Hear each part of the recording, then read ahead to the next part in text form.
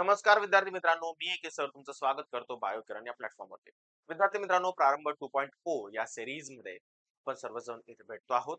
आपण प्रारंभ 2.0 ही series YouTube वरती free of the cost available करून दिलेली आहे. ज्यामध्ये आपण लाईव्ह पूर्ण 12वीचं बायोलॉजी कंप्लीट करणार आहे. आणि त्याच अंतर्गत क्लास 12 बायोलॉजी मध्ये chapter number 4 molecular basis of inheritance याचा आजचा आपण बघणार आहे पार्ट नंबर 4. विद्यार्थी मित्रांनो, लास्ट लेक्चरला आपण रेप्लिकेशन त्याचबरोबर ट्रान्सक्रिप्शन हे डिटेल मध्ये बघितले. आजच्या या सेशन मध्ये आपण पुढचा पार्ट डिस्कस करूया. चला तर विद्यार्थी मित्रांनो, कुठलाही वेळ न घालवता लगेच सुरुवात करूया. त्या अगोदर सर्वांना एक विनंती आहे की तुम्ही अजूनही जर आपल्या सोशल मीडिया प्लॅटफॉर्मवरती जर जॉईन नसेल तर आपल्या सगळ्या सोशल मीडिया प्लॅटफॉर्मची लिंक मी डिस्क्रिप्शन बॉक्स मध्ये दिलेली आहे, तर तिथे जाऊन तुम्ही जॉईन करू शकता. त्याचबरोबर फ्री स्टडी मटेरियल साठी आणि स्टेट सिरीज साठी आपलं बायोकिरण हे ऍप मोबाईल मध्ये गुगल प्ले स्टोर वरून डाउनलोड करा. आणि जर तिथे तुम्हाला जर काही प्रॉब्लेम येत असेल तर खाली त्याची लिंक सुद्धा मी दिलेली आहे, तिथे सुद्धा क्लिक करून तुम्ही डाउनलोड करू शकता. आणि त्यामध्ये तुम्हाला फ्री स्टडी मटेरियल त्याचबरोबर नोट्स त्याचबरोबर खूप सारे एमसीक्यू आणि स्टडी जे काही टेस्ट सिरीज आहेत तर ते सगळं अवेलेबल करून दिलेलं आहे, तर ते तुम्ही बघू शकता. चला तर विद्यार्थी मित्रांनो, आजच्या सेशनला स्टार्ट करूया. ज्यामध्ये आजच्या लेक्चर मध्ये आपल्याला सुरुवातीलाच बघायचंय जेनेटिक कोड. तर जेनेटिक कोडला सुरुवात करण्या अगोदर आपण खूप सारे टॉपिक डिस्कस केले. रेप्लिकेशन डिस्कस केलं, त्याच्यानंतर सेमी कन्झर्वेटिव्ह रेप्लिकेशन डिस्कस केलं, सेंट्रल डोग्मा डिस्कस केला, ट्रान्सक्रिप्शन युनिट डिस्कस केलं आणि आजच्या लेक्चरला आपल्याला बघायचंय जेनेटिक कोड. आता जेनेटिक कोड नक्की काय आहे? ओके, जेनेटिक कोड ही कन्सेप्ट कधी आली किंवा जेनेटिक कोड नक्की काय? बघा विद्यार्थी मित्रांनो, जेनेटिक कोड ही संकल्पना सगळ्यात पहिल्यांदा 19 सेंचुरी मध्ये सगळ्यात पहिल्यांदा क्रिकने सांगितले की असं काहीतरी आहे, अशी काहीतरी लँग्वेज आहे की ज्याच्यामुळे डीएनए मध्ये असलेली इन्फॉर्मेशन ही एमआरएनए मध्ये येते आणि एमआरएनए मध्ये असलेली इन्फॉर्मेशन ही पुढे जाऊन प्रोटीन बनवते. मग ही इन्फॉर्मेशन म्हणजे सेंट्रल डोग्मा त्यांनी सांगितला, सेंट्रल डोग्मा मध्ये असलेली इन्फॉर्मेशन ट्रान्सफर होते आणि प्रोटीन थ्रू आपल्या बॉडीचे सगळे कामं केले जातात. हे सगळ्यात पहिल्यांदा सांगितलं, ते सांगितलं होतं क्रिकने. पण हे सगळं होत असताना नेमकं जेनेटिक कोडची जी लँग्वेज आहे तर ती डेव्हलप कशी करायची, हा सायंटिस्ट पुढे खूप मोठा क्वेश्चन होता. मग जेनेटिक कोड कसे असतात, किती लेटरनी बनलेले आहेत, हा महत्वाचा प्रश्न होता. सगळ्यात पहिल्यांदा जेव्हा जेनेटिक कोड बद्दल माहिती अ, आली किंवा अशी कन्सेप्ट आली, तर सगळ्यात सुरुवातीला असं वाटलं की जेनेटिक कोड ही संकल्पना अशी असावी की ज्याच्यामध्ये 4 नायट्रोजन बेसेस आहेत. म्हणजे ॲडेनिन, ग्वानिन, सायटोसिन, थायमिन असे 4 नायट्रोजन बेसेस आहेत. मग जर सपोज आणि प्रोटीन बनवण्यासाठी त्याच्या अगोदर थोडी इन्फॉर्मेशन सांगतो, जेनेटिक कोड कसे डेव्हलप झाले. पहिली गोष्ट तर नायट्रोजन बेसेस जे होते, नायट्रोजन बेसेस तर ते 4 होतात. म्हणजे त्याच्यामध्ये ॲडेनिन होता, ग्वानिन होता, थायमिन होता आणि सायटोसिन होता. आता आरएनए मध्ये जर बघितलं तर या थायमिन ऐवजी युरासिल होतं. ठीक आहे. दुसरी गोष्ट, प्रोटीन बनण्यासाठी प्रोटीन काय तर it is the heteropolymer of amino acid. आपण लास्ट लेक्चरला डिस्कस केलं. मग किती अमिनो ऍसिड पाहिजे, किती अमिनो ऍसिड पासून प्रोटीन बनतो, तर 20 अमिनो ऍसिड पासून प्रोटीन बनतो. ओके, अमिनो ऍसिड लागतात प्रोटीन बनवण्यासाठी आणि म्हणून या 20 अमिनो ऍसिडला म्हटलं जातं स्टँडर्ड अमिनो ऍसिड. मग असे कंपोजिशन पाहिजे की 4 नायट्रोजन बेसेस. म्हणजे असे जनरली काय होतं, डीएनए पासून एमआरएनए बनतो आणि एमआरएनए पासून पुढे प्रोटीन बनतो. मग आपल्याला ऍटलिस्ट अशा एमआरएनए बनवायचा, असा एक मेसेज बनवायचा ज्याच्यामध्ये 20 अमिनो ऍसिडला कोड करण्याची ॲबिलिटी या सिक्वेन्स मध्ये पाहिजे एमआरएनए. मग नेमकं या एमआरएनए मध्ये कसा सिक्वेन्स असेल किंवा ती लँग्वेज कशी असेल, हे जेव्हा फाइंड आउट करायचं ठरलं, तेव्हा सगळ्यात सुरुवातीला असं वाटलं की कदाचित 4 नायट्रोजन बेसेस नी जर 20 अमिनो ऍसिडला कोड करायचं म्हटलं तर पॉसिबल आहे. 4 पासून 4च स्टँडर्ड अमिनो ऍसिड येतील आणि 4च स्टँडर्ड अमिनो ऍसिड जर आले तर 20 अमिनो ऍसिड होणार आहे. मग त्याच्यानंतर असं वाटलं असेल कदाचित 4x4 कॉम्बिनेशन असेल. म्हणजे जसं डुप्लेट असेल, 2 अमिनो ऍसिडची पेअर येऊन दोन कोड नायट्रोजन बेसिसची पेअर येऊन एखादा अमिनो ऍसिड कोड होत असेल. पण 4x4 म्हणजे 16च अमिनो ऍसिडला कोड होत होते. 20 होत नव्हते. मग त्याच्यानंतर असं बघितलं की 4x4x4 म्हणजे ट्रिपलेट कोडॉन असेल. मग ट्रिपलेट कोडॉन किती variable number of variable codon बनवू शकतो? तर 4x4x4 दॅट इज द 64 म्हणजे 64 व्हॅरिएशन तयार होतात आणि 64 व्हॅरिएशन इझिली 20 अमिनो ऍसिडला कोड करू शकतात. असं जेव्हा कळालं, तेव्हा कळालं की जेनेटिक कोड जो आहे तर तो ट्रिपलेट कोडॉन असावा. जेनेटिक कोड कसा असेल? ट्रिपलेट असेल. ट्रिपलेट कोडॉन म्हणजे 3 कोडनी बनलेला असेल. 3 नायट्रोजन बेसेस पासून बनलेला असेल. मग तेव्हा कळालं की जेनेटिक कोड कसा असेल? ट्रिपलेट असेल. ओके. जेनेटिक कोड कसा असेल? ट्रिपलेट असेल. याची डिस्कव्हरी झाली. मग हे सांगितलं कोणी? तर हे सांगितलं क्रिकने. ज्यांनी सेंट्रल डॉगमा दिला होता तर त्यांनी सांगितलं की जेनेटिक कोड जो आहे तर तो ट्रिपलेट. त्याच्यानंतर खूप सारे एव्हिडन्स दिले क्रिकने 1961 मध्ये आणि त्यांनी सांगितलं की फ्रेम शिफ्ट म्युटेशन टेक्निक वापरून ओके ट्रिपलेट कोडॉन हे कोणी सांगितलं? कोडॉन कसे ट्रिपलेट आहे. कोणी सांगितलं? तर हे सांगितलं क्रिकने. ओके कुठल्या टेक्निक वापरून? तर त्याने वापरले त्याच्यासाठी frame shift mutation. Okay frame shift mutation. Frame shift mutation काय तर ते पुढे बघू आपण. ओके म्युटेशन ही टेक्निक वापरून त्यांनी सांगितलं की जे काही जेनेटिक कोड आहे तर ते कसे आहेत? ट्रिपलेट कोडॉननी बनलेले आहेत. हे पहिल्यांदा सांगितलं. त्याच्यानंतर काय झालं? निरेनबर्ग अँड मथाई असे 2 सायंटिस्ट आले आणि त्यांनी आर्टिफिशियली mRNA सिंथेसाइज केलं. पण प्रॉब्लेम असा झाला की त्यांना mRNA जो आर्टिफिशियली सिंथेसाइज केला होता तर तो केला होता होमोपॉलिमर आणि त्यांनी युरासिलचे होमोपॉलिमर बनवले होते. Okay Nirenberg Nirenberg and Mathai. Nirenberg and Mathai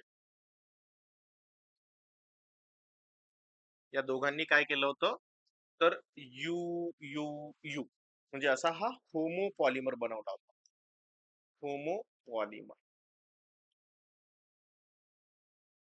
पहिल्यांदा बनलेला आणि हा होमोपॉलिमर युरासिलचा होमोपॉलिमर बनवला आणि त्यापासून फिनाइल अलॅनिन हा अमिनो ऍसिड त्यांनी कोड केला. ओके त्याच्यानंतर आणखीन एक सायंटिस्ट आले जे की इंडियन ओरिजिनचेच होते डॉक्टर हरगोविंद खुराना. ओके मग त्याच्यानंतर आलेले डॉक्टर हरगोविंद खुराना यांनी काय केलं? हरगोविंद खुराना यांनी रिमेनिंग आर्टिफिशियली सिंथेसाइज mRNA बनवले हेट्रोपॉलिमर. होमोपॉलिमर पण बनवले आणि हेट्रोपॉलिमर पण बनवले. यांनी काय बनवलं? होमो प्लस हेटेरोपॉलिमर म्हणजे थोडक्यात त्यांनी काय केलं? तर आर्टिफिशियल mRNA बनवलं आणि त्यावरून पूर्ण जेनेटिक कोड जे आहे तर त्यांची लँग्वेज डिस्कवर्ड व्हायला मदत झाली. त्याच्यानंतर आणखीन एक सायंटिस्ट आले ज्यांनी ज्याचं नाव होतं सेवेरो ओचिया आणि यांनी एन्झायमॅटिक आरएनए सिंथेसिस केलं. म्हणजेच निरेनबर्ग, मथाई, ओचो, त्याच्यानंतर हरगोविंद खुराना या सगळ्यांनी मिळून 64 अमिनो ऍसिडची डिक्शनरी डेव्हलप केली. आता ही 64 अमिनो ऍसिडची डिक्शनरी आपल्या इथे बुक मध्ये दिलेली आहे. आता ही डिक्शनरी कशी आहे बघा? तर सगळ्यात पहिल्यांदा लिहायचं कसं? तर इथे 4 कॉलम करायचे ज्याच्यामध्ये U, C, A, G. U म्हणजे युरासिल, सी म्हणजे सायटोसिन, ए म्हणजे ऍडेनिन, जी म्हणजे ग्वानिन. असे जे लिहिले तर त्या सिक्वेन्स मध्ये इकडे पण लिहिले. फक्त इथे प्रत्येक बॉक्स मध्ये यू सी ए जी घ्यायचा, यू सी ए जी घ्यायचा, यू सी ए जी घ्यायचा, यू सी ए जी घ्यायचा. आता सगळ्यात पहिल्यांदा बघा. इकडचा यू इथे लिहायचा. त्याच्यानंतर हा यू इथे लिहायचा आणि इकडचा यू इथे लिहिला. म्हणजे पहिला काय झाला? You you you. त्याच्यानंतर दुसरं बघा. इकडचा यू घेतला, इकडचा यू घेतला, इकडचा सी घेतला. म्हणजे यू यू सी झाला. त्याच्यानंतर बघा इकडचा यू घेतला, इकडचा यू घेतला, इकडचा ए घेतला. म्हणजे यू यू ए झालं. त्याच्यानंतर इकडचा यू घेतला, इकडचा यू घेतला आणि इकडचा जी घेतला. मग या पद्धतीने सगळे डेव्हलप केले.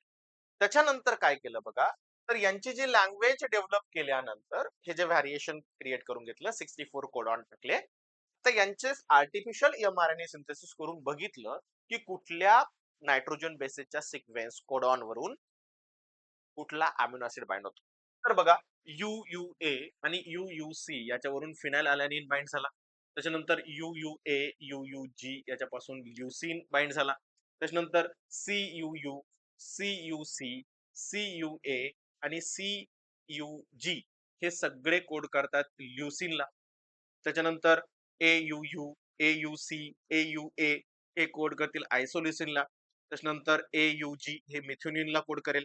त्याच्यानंतर GUG sorry GUU, GUC, GUA, GUG हे व्हॅलिनला कोड करतील. त्यानंतर UCU, UCC, UCA, UCG हे सेरीनला कोड करतील. त्याच्यानंतर CCU, CCC, CCA, CCG हे प्रोलीनला कोड करतील. त्याच्यानंतर ACU, ACC, ACA, ACG हे थ्रिओनिनला कोड करतील. त्याच्यानंतर GCU, GCC, GCA, GCG हे अलेनिनला कोड करतील. त्याच्यानंतर UAU, UAC हे टायरोसिनला कोड करतील. त्याच्यानंतर इथे मात्र दोन स्टॉप कोडॉन आहे.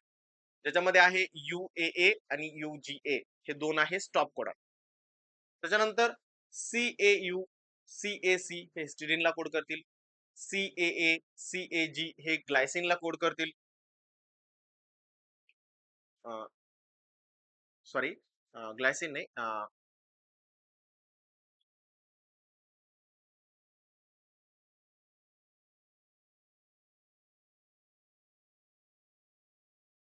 ग्लुटामिनला कोड करतील. CAA, CAG हे ग्लुटामिनला कोड करतील. त्याच्यानंतर AAU, AAC हे अस्पर्जिनला कोड करतील. AAA, AAG हे लायसिनला कोड करतील. त्याच्यानंतर GAU, GAC हे अस्पार्जिनला कोड करतील किंवा अस्पार्टिक ऍसिडला कोड करतील. त्याच्यानंतर GAA, GAG हे ग्लुटामिक ऍसिडला कोड करतील. त्याच्यानंतर UGU, UGC हे सिस्टीनला कोड करतील. त्याच्यानंतर इथे परत एक स्टॉप कोड आहे, that is the UGA. UGA जो आहे तर तो स्टॉप कोडॉन आहे. त्याच्यानंतर UGG हा ट्रिप्टोफॅन आहे.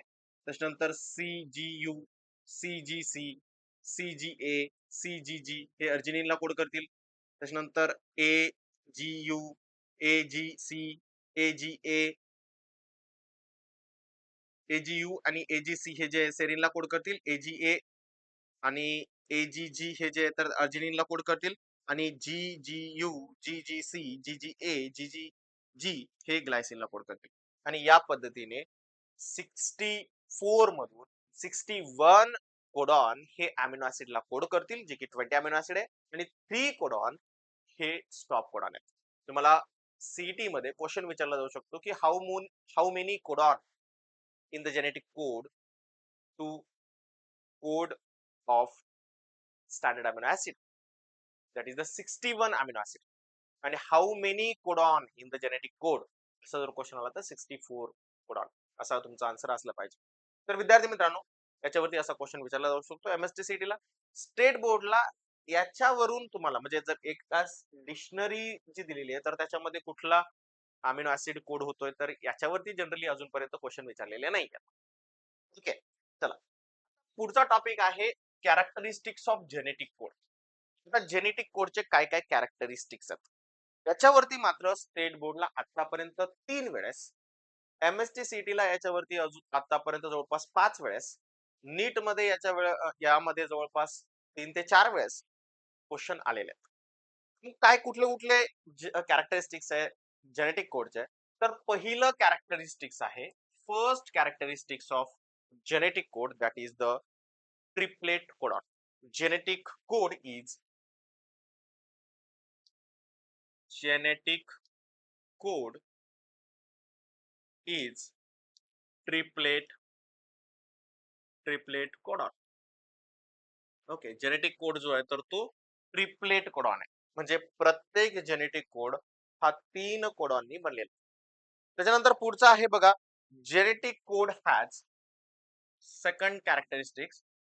Genetic code has genetic code has distinct polarity. Okay, distinct polarity आहे जेनेटिक कोडची आणि ती ऑलवेज 5 प्राइम टू 3 प्राइम डायरेक्शननी असते. ओके, ऑलवेज कशी असते? 3 prime to 5 prime to 3 prime direction. त्याच्यानंतर काय, जेनेटिक कोड जो आहे तर तो नॉन ओव्हरलॅपिंग आहे. So third characteristics, genetic code is non overlapping.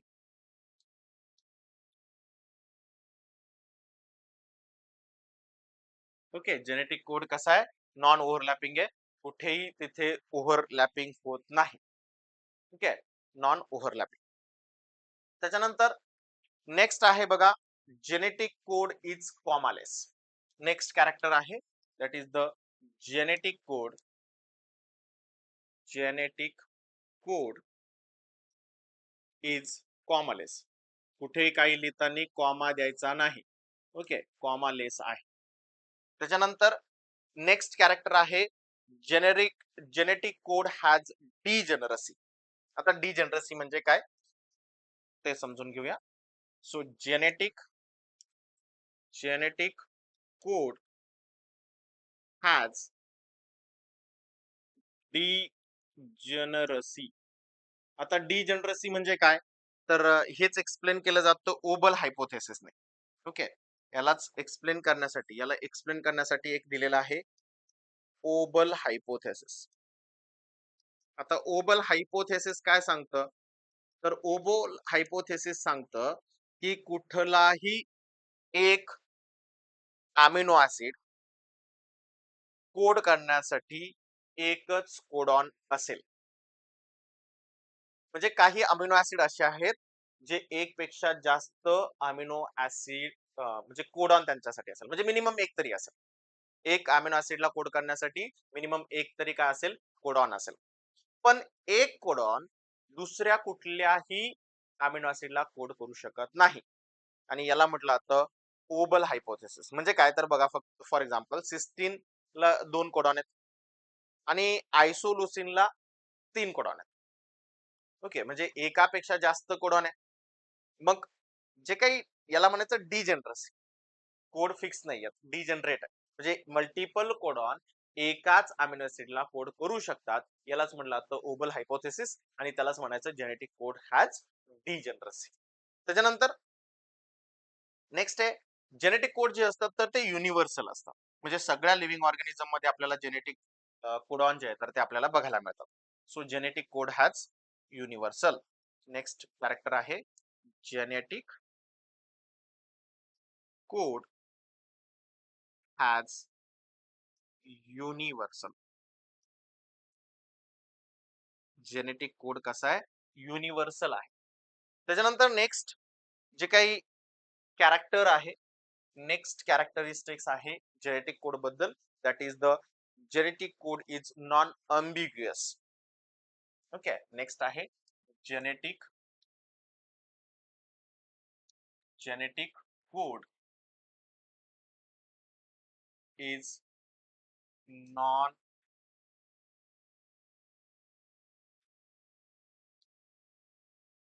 अम्बिग्युअस. Okay, genetic code जो आहे तर तो नॉन अम्बिग्युअस आहे. नॉन अम्बिग्युअस म्हणजे काय, तर 2 डिफरंट अमिनो ऍसिड कधीही एकाच कोडॉन कडून कोड होणार नाही. म्हणजे सेम कोडॉन असेल, एकसारखा कोडॉन असेल तर तो 2 अमिनो ऍसिडला कोड करणार नाही. त्याला म्हणायचं जेनेटिक कोड हॅज नॉन अम्बिग्युअस. त्याच्यानंतर जेनेटिक कोड जो असेल तर त्याच्यामध्ये इनिशिएशन कोडॉन अम्बिग्युअस आहे. तिथे काय इनिशिएशन कोडॉन जो असेल, इनिशिएशन कोडॉन म्हणजे स्टार्ट कोडॉन हा फिक्स असेल. आणि इनिशिएशन कोडॉन लाच म्हटलं आपण स्टार्ट कोडॉन, त्यालाच काय म्हटलं आपण स्टार्ट कोडॉन आणि स्टार्ट कोडॉन जो असेल तर तो असेल AUG. स्टार्ट कोडॉन हा ऑलवेज AUG असेल. आता हा AUG जो आहे तर तो प्रोकॅरियोटिक सेल मध्ये, ओके, प्रोकॅरियोटिक सेल जी आहे तर त्या प्रोकॅरियोटिक सेल मध्ये फॉर्माइल मिथ्योनिनला कोड करेल. ओके, मिथ्योनिनला कोड करेल. मात्र हा जेव्हा युकॅरियोटिक सेल मध्ये असेल ऍज अ स्टार्ट कोडॉन, तेव्हा हा फक्त मिथ्योनिनला कोड करेल. ओके, मिथ्योनिनला हा कोड करेल. त्याच्यानंतर जसा स्टार्ट कोडॉन आहे, जसा इनिशिएशन कोडॉन आहे, त्याच बरोबर स्टॉप कोडॉन पण आहे. आणि स्टॉप कोडॉन जे आहे, स्टॉप कोडॉन, तर ते 3 प्रकारचे आहेत. आपण आताच जेव्हा जेनेटिक कोडची डिक्शनरी बघितलं तर त्याच्यामध्ये बघितलं. त्याच्यामध्ये 3 कोडॉन जे आहेत तर ते स्टॉप कोडॉन आहे. त्याच्यातला पहिला आहे UAA. स्टॉप कोडॉन जे आहे तर ते आहे UAA. त्याच्यानंतर दुसरा आहे UAG, UAG आणि UGA. हे 3 जे आहे तर हे स्टॉप कोडॉन आहे. म्हणजे हे काय करतील तर ट्रान्सलेशन जे आहे तर ते स्टॉप करतील. त्याला म्हटलं तर स्टॉप कोडॉन. त्याच्यानंतर नेक्स्ट आहे जेनेटिक कोड जे आहे तर ते युनिव्हर्सल आहे, ते तर बघितलं आपण. त्याच्या पुढचा जो आहे तर कोडॉन जसं असतं तर तसेच त्याला अँटी कोडॉन सुद्धा असतात. कोडॉनलाच काय असतात, codon and anti codon. So 10th आहे कोडॉन अँड अँटी कोडॉन. आता कोडॉन अँटी कोडॉन काय तर ते सांगतो. जसं की फॉर एक्झाम्पल माझ्याकडे एक कोड आहे 5 प्राईम एंडला सपोज मी लिहिलं AUG आणि इकडे आहे 3 प्राईम. ओके, मग याचा अँटी कोडॉन काय असेल तर अँटी कोडॉन असेल इथे 3 प्राईम एंड, इथे असेल 5 प्राईम एंड, A चा असेल U चा असेल A आणि G चा असेल C. म्हणजे हा झाला कोडॉन आणि हा झाला अँटी कोडॉन. ओके, तर हे सगळे कॅरेक्टरिस्टिक जे आहेत तर ते जेनेटिक कोडचे. जस्ट आपण रिपीट करू, समजून घेऊया परत. बघा पहिला काय आहे, genetic code is a triplet codon. म्हणजे काय तर प्रत्येक कोडॉन जो आहे तर तो 3 कोडॉननी बनलेला, 3 नायट्रोजन बेसिसनी बनलेला आहे. त्याच्यानंतर काय, genetic code has distinct polarity. Genetic code कडे डिस्टिंक्ट पोलॅरिटी आहे. म्हणजे ऑलवेज स्टार्टिंग जे असेल तर ते 5 प्राइम एंड कडून असेल आणि पुढची जी असेल साईड तर ती 3 प्राइम एंड असेल. त्यानंतर genetic code has non overlap. Genetic code कधीही ओव्हरलॅप होणार नाही. 3 झाल्यानंतर दुसरा स्टार्ट होतो. त्याच्यानंतर जेनेटिक कोड हॅज कॉमालेस. लिहिताना कुठेही कॉमा द्यायचा नसतो जेनेटिक कोड लिहिताना. त्याच्यानंतर जेनेटिक कोड हॅज डिजनरसी. जी डिजनरसी म्हणजे काय तर एका सेम जो काही अमिनो ऍसिड असेल तर त्याला कोड करण्यासाठी मल्टिपल कोडॉन असू शकते. म्हणजे काहीसाठी 2 आहेत, काहीसाठी 3 आहेत, काहीसाठी एकच आहे. तर या पद्धतीने आणि हे एक्सप्लेन केलं जातं टोबल हायपोथेसिस. त्याच्यानंतर genetic code has universal. Genetic code जो आहे तर तो बॅक्टेरिया पासून तर ह्युमन पर्यंत सगळ्यामध्ये सेम दिसेल. त्याच्यानंतर genetic code is non ambiguous. Non ambiguous म्हणजे काय तर जेनेटिक कोड एक जो काही कोडॉन असेल तर तो एकापेक्षा जास्त अमिनो ऍसिडला कोड करू शकत नाही. म्हणजे 2 वेगवेगळ्या अमिनो ऍसिडला एक सेम कोडॉन कोड करू शकत नाही, त्याला म्हणायचं नॉन अम्बिग्युअस. त्याच्यानंतर इनिशिएशन कोडॉन म्हणजे स्टार्ट कोडॉन असेल AUG, हा ऑलवेज असेल. म्हणजे प्रोकॅरियोटिक सेल मध्ये AUG जो आहे तर तो फक्त पहिला amino as a start codon किंवा ऍज अ इनिशिएशन कोडॉन हा फॉर्मल मिथ्योनिनला कोड करेल. आणि जर हा as a start codon eukaryotic cell मध्ये असेल तर हा फक्त मिथ्योनिनला कोड करेल. पण इन केस हा प्रोकॅरियोटिक मध्ये किंवा युकॅरियोटिक मध्ये जर मध्ये कुठेतरी आला AUG तर हा फक्त मिथ्योनिनला कोड करतो, फॉर्मल मिथ्योनिनला कोड करत नाही मध्ये आल्यानंतर. त्याच्यानंतर स्टॉप कोडॉन. स्टॉप कोडॉन जे आहे तर ते 3 आहेत. एक आहे UAA, दुसरा आहे UAG, तिसरा आहे UGA. आणि या तिन्ही कोडॉनला म्हटलं जातं स्टॉप कोडॉन. त्याच्यानंतर पुढे दिलेलं आहे कोडॉन प्लस अँटी कोडॉन. कोडॉनला प्रत्येक कोडॉनला अँटी कोडॉन पण असतो. फक्त एवढंच आहे की अँटी कोडॉन जो आहे तर तो असतो tRNA वरती आणि कोडॉन जो असतो तर तो mRNA वरती असतो. जसं की फॉर एक्झाम्पल AUG चा कोड, हा जो कोडॉन आहे तर याचा अँटी कोडॉन काय असेल तर आपण रीड करतो आणि 5 प्राइम कडून 3 प्राइम कडे एंड करतो. म्हणजे हा रीड कसा करायचा CAU. CAU जो आहे तर तो असेल अँटीकोडॉन. क्लिअर आहे सर्वांना इथे? तुम्हाला क्लिअर होत असेल तर कमेंट बॉक्स मध्ये नक्की टाका. ओके, ठीक आहे. त्याच्यानंतर नेक्स्ट आहे म्युटेशन अँड जेनेटिक कोड. आता म्युटेशन कन्सेप्ट काय? जस्ट थोडक्यात बघूया. Mutation and genetic code. आता म्युटेशन म्युटेशन म्हणजे काय? तर sudden heritable change in DNA known as a mutation. आता बघा, मी म्युटेशनची डेफिनेशन मुद्दामून इथे लिहितो. Mutation that means sudden heritable change in DNA. बघा, दोन वर्ड इथे खूप महत्वाचे. एक आहे सडन आणि दुसरा आहे हेरिटेबल. आता सडन म्हणजे अचानक झालेला बदल. ओके. आणि हेरिटेबल हेरिटेबल म्हणजे तो बदल एका जनरेशन मधून नेक्स्ट जनरेशन मध्ये ऍज इट इज ट्रान्सफर होतोय, तर याला म्हटलं जातं म्युटेशन. तर जेव्हा जेनेटिक कोड आपण स्टडी करतो, कोडॉन आपण जेव्हा स्टडी करतो, तर तेव्हा म्युटेशन आपल्याला माहित असणं गरजेचं आहे. जेव्हा म्युटेशन एखाद्या सिंगल पॉइंट मध्ये होतं किंवा एखाद्या सिंगल बेसिस मध्ये, नायट्रोजन बेसिस मध्ये होतं, तेव्हा त्याला म्हटलं जातं पॉइंट म्युटेशन. काय म्हणतात? तर त्याला म्हटलं जातं that is the point mutation. त्याला कन्सिडर केलं जातं that is the point mutation. Point म्युटेशनचं बेस्ट एक्झाम्पल जे आहे, तर ते आहे sickle cell anaemia. Sickle cell anaemia. Okay. Sickle cell anaemia मी तुम्हाला सांगितलेलं आहे की आरबीसी जी आहे तर ती या सिकल शेप सारखी होते, आणि त्याच्यामुळे आरबीसी मध्ये असलेला जो हिमोग्लोबिन आहे, ओके, एचबी जो आहे, तर त्याची ऑक्सिजन कॅरिंग कॅपॅसिटी जी आहे तर ती काय होते, O2 कॅपॅसिटी काय होते, कमी होते. ओके. आणि म्हणून त्याला अनिमिया लाईक कंडिशन दिसते, म्हणून त्याला म्हटलं जातं सिकल सेल अनिमिया. आता हे पॉइंट म्युटेशन जे आहे तर याचे काही टाईप आहेत. म्हणजे जसं की फॉर एक्झाम्पल बघा, माझ्याकडे सपोज हा एक डीएनए आहे आणि या डीएनए वरती काही जीन्स आहेत. जसं की फॉर एक्झाम्पल या डीएनए वरती काही सिक्वेन्स आहे. For example me just codon ऐवजी मी इथे नंबर लिहितो फॉर एक्झाम्पल समजण्यासाठी. 1 2 3 4 5 6 असे नंबर आहेत. इन केस जर या डीएनए मधला एखादा नंबर गायब झाला, एखादा नायट्रोजन बेसिस कमी झाला, म्हणजे फॉर एक्झाम्पल इथे आला 1, इथे आला 2, इथे काहीच नाही आलं, इथे आला डायरेक्ट 4, इथे आला 5 आणि इथे आला सपोज 6. ओके. मग या ओरिजिनल नायट्रोजन म्हणजे डीएनए मध्ये, या डीएनए सिक्वेन्स मध्ये इथे एक मिसिंग आहे. म्हणजे एक जो काही जीन असेल किंवा एखादा नायट्रोजन बेसिस जो आहे, तर तो काय झाला, डिलीट झाला. मग या टाईपच्या म्युटेशनला म्हटलं जातं डिलिशन म्युटेशन. कुठलं म्युटेशन म्हटलं जातं? डिलिशन म्हटलं जातं. ओके. पण इन केस सपोज इथे डिलीट होण्याऐवजी एखादा एक्स्ट्रा ऍड झाला तर, म्हणजे फॉर एक्झाम्पल हा जो आहे तर इथे आहे 1, इथे आहे 2, इथे आहे 3, इथे आहे 4, इथे आहे 5 आणि इथे आहे सपोज 6. पण एक असा एक नायट्रोजन बेसिस आहे जो सपोज इथे आलाय ए नावाचा एक्स्ट्रा. मग अशा टाइपला जसं एक डिलीट झाला म्हणून आपण डिलिशन म्हटलं, तसं एक इन्सर्ट झाला म्हणून याला म्हणायचं इन्सर्शनल म्युटेशन. या टाइपला काय म्हणायचं? इन्सर्शनल इन्सर्शनल म्युटेशन. सो दोन टाइपचे म्युटेशन बघितले. आता हे तर आपल्याला इझिली कळतं की जस्ट नायट्रोजन बेसिस काउंट करा, तर आपल्याला कळेल ऍड झालंय किंवा डिलीट झालंय.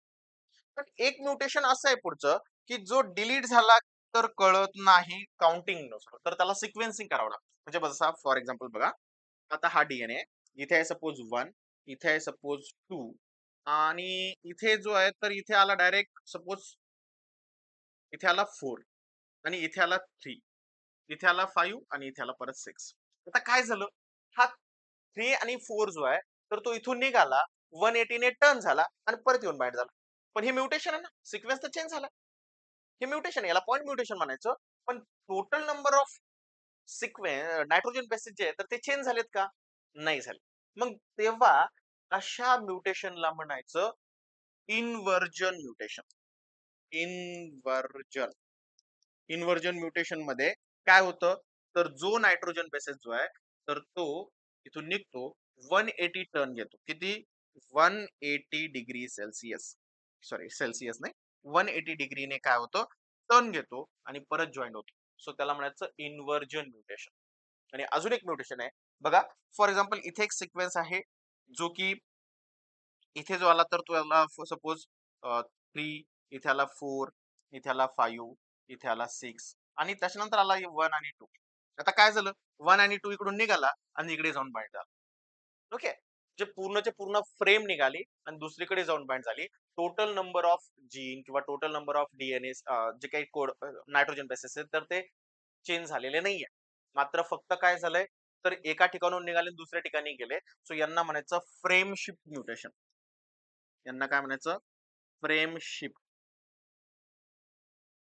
म्युटेशनचा हा टाइप आहे. That is the frame shift. समजलं विद्यार्थी मित्रांनो? तर हे जे टाइप आहे तर हे आपल्याला माहिती पाहिजे. बाकीचा पार्ट जो आहे तर तो आपण पुढच्या लेक्चरमध्ये बघू. कारण इंटरनेट प्रॉब्लेम असल्यामुळे मी तुमचं लाईव्ह लेक्चर घेऊ शकलो नाही आणि इंटरनेट प्रॉब्लेम असल्यामुळेच मी खूप मोठं लेक्चर घेऊ शकत नाही. कारण अपलोडिंगला सुद्धा माझ्याकडे स्पीड नाहीये. मी मोबाईलवरून आता हे लेक्चर अपलोड करणार आहे. तर विद्यार्थी मित्रांनो, आपलं हे लेक्चर सगळे आपले जेवढे काही फ्रेंड्स असेल तर त्यांच्यापर्यंत शेअर करा. नेक्स्ट लेक्चर आपण उद्या घेऊया. जर तोपर्यंत इंटरनेट इश्यू सॉल्व्ह झाला तर आपण लाईव्ह क्लास घेऊया. अदरवाईज मी तुम्हाला रेकॉर्डेड क्लास अवेलेबल करून देईल. भेटूया विद्यार्थी मित्रांनो परत नेक्स्ट व्हिडिओमध्ये. तोपर्यंत चॅनलला सबस्क्राईब करा. जर अजूनही तुम्ही व्हिडिओला लाईक केलं नसेल तर व्हिडिओला लाईक करा आणि आपल्या मित्रांसोबत व्हिडिओला शेअर करा. भेटूया नेक्स्ट लेक्चरला. तोपर्यंत bye bye. Happy learning. Take care.